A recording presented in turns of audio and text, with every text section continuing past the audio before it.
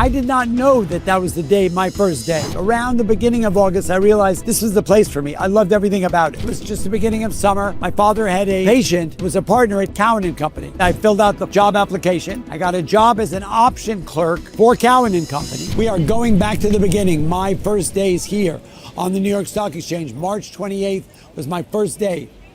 I got a summer job as a teletypist. I've been living in Africa for a year and change. And my parents said it was time, and my older brother Harvey said it was time to get down to business, put on my big boy pants and get a real job.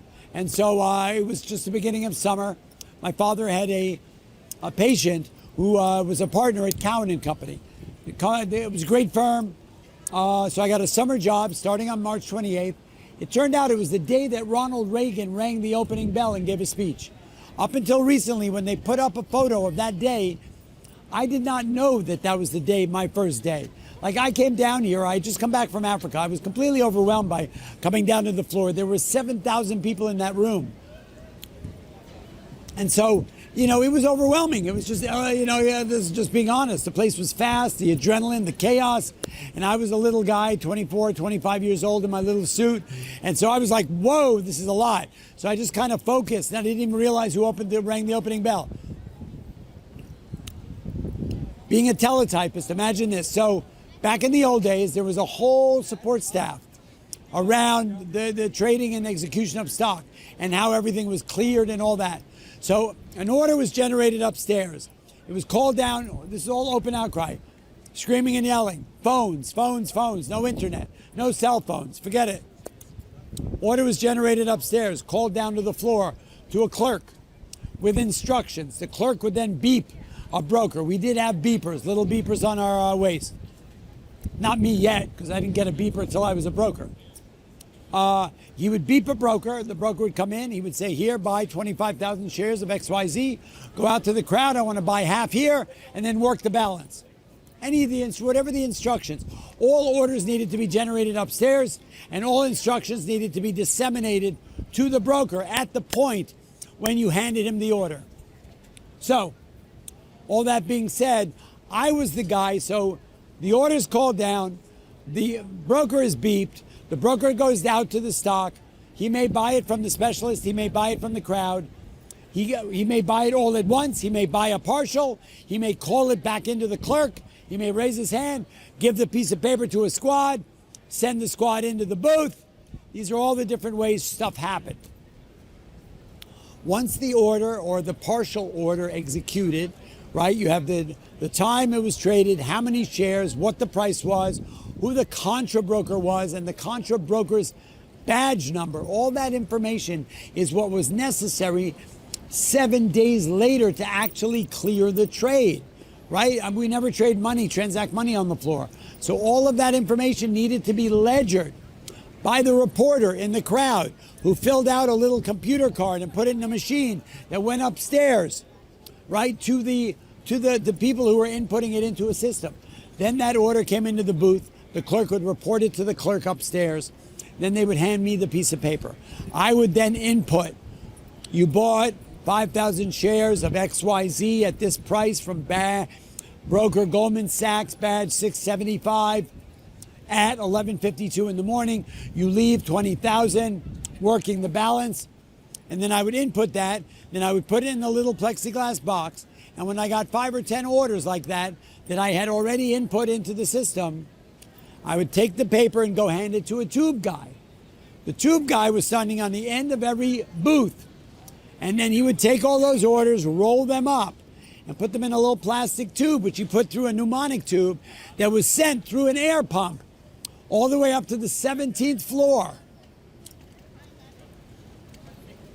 On the 17th floor were women standing, inputting stocks into a computer, creating the ticker tape. It doesn't happen now anymore. It was fascinating back then. It was the only women who were in the industry. It was extraordinary. But that was my job. I was inputting the information so they had a ledger, like the original blockchain in a way. They had a ledger of everything they needed. Who bought, who sold, how many shares, what time, the price of the shares, and the badge number and the company name of the guy who executed the other side of the trade. So I did that from March 28th until probably the end of August. Around the beginning of August, I realized this was the place for me. I loved everything about it. And I realized if I wanted to stay, because I was done with college, I was ready to get a real job. It was really hard to get a job on Wall Street. This was my window. So I asked the head of the company, Freddie Munch. I had become really friendly with Bobby Stevens, Carl Fredrickson, Alex Krasuski. These were all the partners at Cowen. I was good at what I did. I was super attentive. I said, guys, my internship is over in August. I love it here. I really want to work on Wall Street. Can I get a real job in September? And so they say I filled out the full job application, and I got a job. I got a job as an option clerk for Cowen and Company, which meant that the booth was set up: institutional clerk, retail clerk, an option layoff clerk.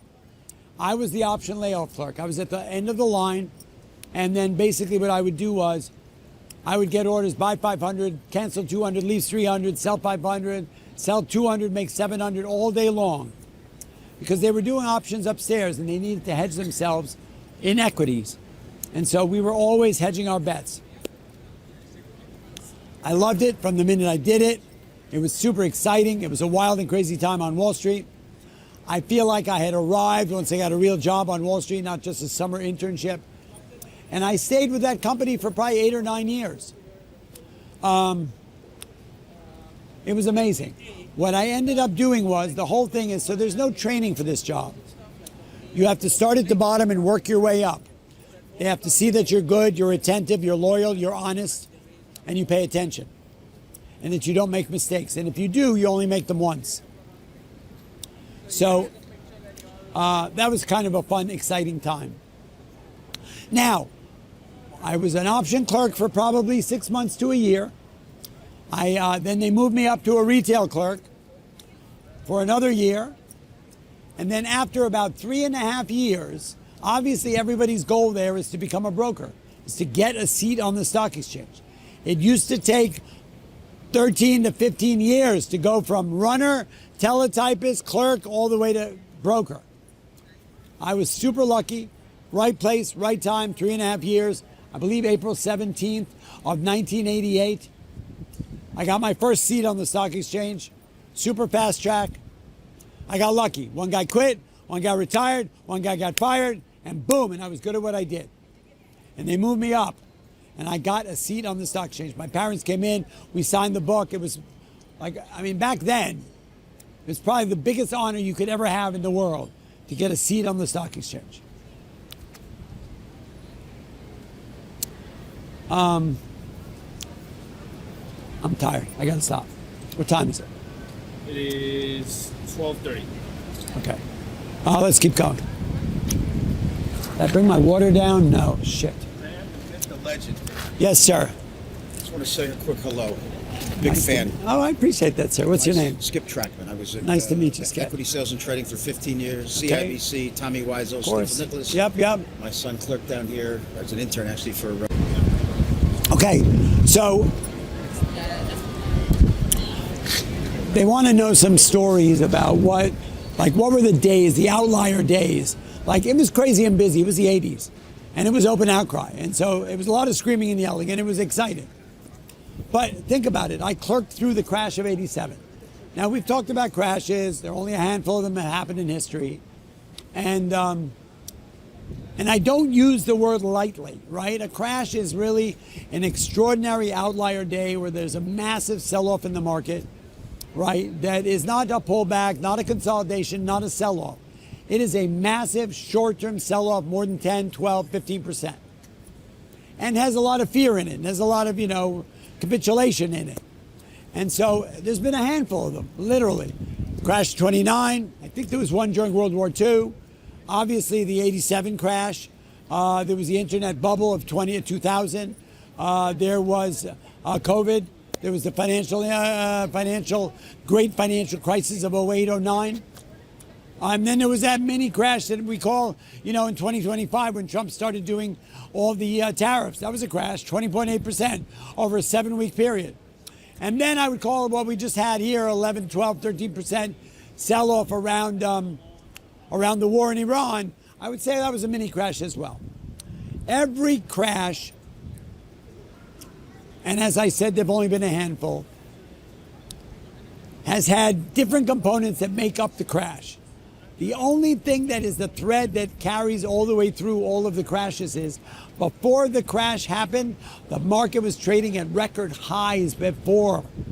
So it was not like the market sold down and then it blew out. It literally, February 12th, COVID, February 19th, 2025, the Friday before the 87 crash.